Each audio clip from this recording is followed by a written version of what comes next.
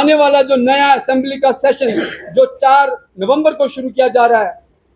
उसमें ये जो 4 सदस्य नॉमिनेट किए जाएंगे राज्यसभा के लिए, तो हम अपनी नेशनल कॉन्फ्रेंस जो हमारी मौजूदा सरकार है, जनाब उमर अब्दुल्ला साहब जो हमारे ऑनरेबल चीफ मिनिस्टर हैं, डॉक्टर फारूक अब्दुल्ला साहब, उनकी क़यादत में जो सरकार चल रही है, ये जो काम कार्यक्रम शुरू करेगी अपना असेंबली सेशन में, तो हम उनसे ये अनुरोध करना चाहते हैं जनाब कि हमारे इस SC वर्ग से जो आपकी पार्टी में कोई आपकी पार्टी का कोई सीनियर लीडर, जो एक लॉयल लीडर हो, जो जिसने तजुर्बाकार लीडर हो, जिसने काम किया हो, जो सोशली लोगों से जुड़ा हो, लोग जिसे जानते हो, वैसे इस चेहरे को आप लोकसभा राज्यसभा में भेजें ताकि वो हमारे लोगों की बात वहाँ कर सके, ताकि हमारे लोगों के लिए डिबेट वहाँ पे कर सके। आज की जो सरकार जो है, हम जानते हैं कि हमारी हिस्सेदारी कुछ भी नहीं इसमें, ना ही तो किसी हम शेड्यूल्ड कास्ट कम्युनिटी से कोई ऐसी लीडर कोई कैबिनेट मिनिस्टर बनेगा। ऑल J&K में एक सभा द्वारा आयोजित की गई है। साथियों, जैसे कि हम सब लोग जानते हैं कि जम्मू कश्मीर के इतिहास में जब से चुनी हुई सरकार को चुनने का प्रचलन चल रहा है आज़ादी के बाद से, तब से ही हर गवर्नमेंट में प्रावधान रहता है कि वो लोकसभा, राज्यसभा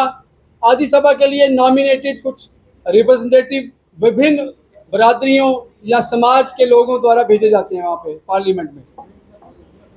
तो आज की ये जो प्रेस कॉन्फ्रेंस है, हम ये मीडिया के माध्यम से हमारी प्रेजेंट गवर्नमेंट को ये बताना चाहते हैं कि आज तक 75 साल के बाद भी जो जम्मू कश्मीर में जो नॉमिनेशन का जो प्रोसेस है राज्यसभा की सीट्स के लिए, वो कभी भी SC समाज से कभी नहीं हुआ। आज तक कभी भी किसी पार्टी ने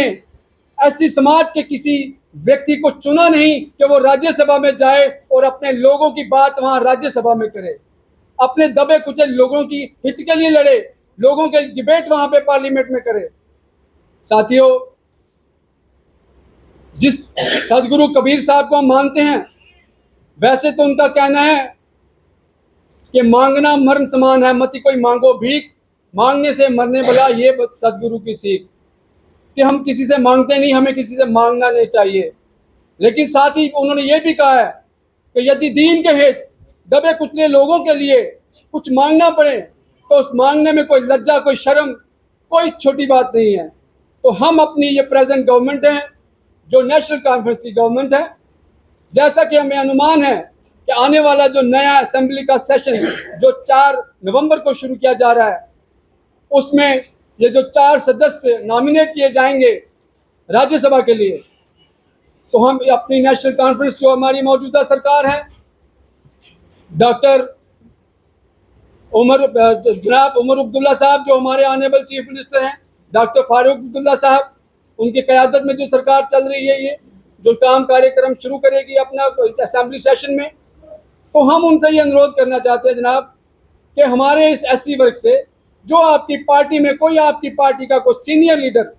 जो एक लॉयल लीडर हो, जो जिसने तजुर्बाकार लीडर हो, जिसने काम किया हो, जो सोशली लोगों से जुड़ा हो, लोग जिसे जानते हो, वैसे इस चेहरे को आप लोकसभा राज्यसभा में भेजें ताकि वो हमारे लोगों की बात वहाँ कर सके, ताकि हमारे लोगों के लिए डिबेट वहाँ पे कर सके। आज की जो सरकार जो है, हम जानते हैं कि हमारी हिस्सेदारी कुछ भी नहीं इसमें, ना ही तो किसी हम शेड्यूल्ड कास्ट कम्युनिटी से कोई ऐसी लीडर कोई कैबिनेट मिनिस्टर बनेगा इस सरकार में, ऐसा लगता नहीं है। तो जनाब उमर अब्दुल्ला साहब जो हमारे ऑनरेबल डिप्टी CM साहब हैं, मैं उनसे अनुरोध करना चाहूँगा, प्रार्थना करना चाहूँगा कि कृपया करके SC वर्ग से, शेड्यूल्ड कास्ट कम्युनिटी से जो आप ही की पार्टी का कोई लीडर है, नेशनल कॉन्फ्रेंस से वाबस्ता हो, जो एक लीडर, ऐसा लीडर जो लोगों के लिए लड़ता हो, सीनियर लीडर हो, उसको ही आप नुमाइंदगी दें, उसी को आप नॉमिनेट करें ताकि वो राज्यसभा में जा सके। जनाब उमर अब्दुल्ला साहब, इस मीडिया के माध्यम से हम ये भी कहना चाहते हैं कि हमने देखा है कि अभी जो पिछली इलेक्शन गई है, जम्मू कश्मीर को आपने डिप्टी CM दिया, आपने कैबिनेट मिनिस्टर दिए, जबकि आपने पूरा एक बैलेंस सरकार बनाने की कोशिश की है, और जहाँ के जम्मू का लोगों का योगदान उस सरकार बनाने में बहुत कम है, ना के बराबर है। लेकिन फिर भी आपने एक आपका नजरिया, आपका विजन जम्मू के लिए भी वैसा रहा और कश्मीर के लिए जैसा वैसा रहा। तो हम चाहते हैं कि हमें लगता है कि आप ही की नुमाइंदगी में अगर ये जो हमारी पुरानी डिमांड जो है, जो बरसों पुरानी डिमांड है, 70 साल पुरानी डिमांड जो है कि राज्यसभा में हमें सदस्यता मिलनी चाहिए हमारे किसी शेड्यूल कास्ट वर्ग से, वो आप ही की सरकार में पूरी की जा सकती है। हम यही उम्मीद लगा के आज हमने ये प्रेस कॉन्फ्रेंस का आयोजन किया है। धन्यवाद। क्या आप कोई नाम सुझाएंगे नेशनल कॉन्फ्रेंस से ऐसे नेता हैं जिनको राज्यसभा गई है? देखिए,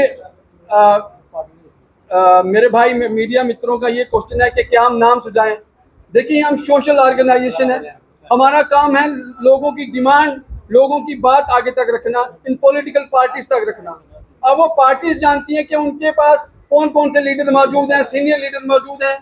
कोई जो हमारे लोगों के लिए काम कर सकते हैं, वो पार्टी बेहतर जानती है। एनसी का नेशनल कॉन्फ्रेंस में मुझे लगता है ज़्यादा तो लीडर नहीं होंगे जो जुड़े होंगे, एक बाबू रामपाल जी हैं, 2-4 और भी हो सकते हैं जो बड़े अच्छे काबिल लीडर रहे हैं, तो और भी पार्टी में हो सकते हैं। लेकिन ऐसे लीडर जो रामपाल जी या कुछ और लीडर या नेशनल कॉन्फ्रेंस जो जुड़े हुए हैं, जो पुराने लीडर हों, जो काम कर सकते हैं, लोगों को जज्बा रखते हो, हम तो कहेंगे पार्टी वैसे लीडरों को आगे सामने लाए।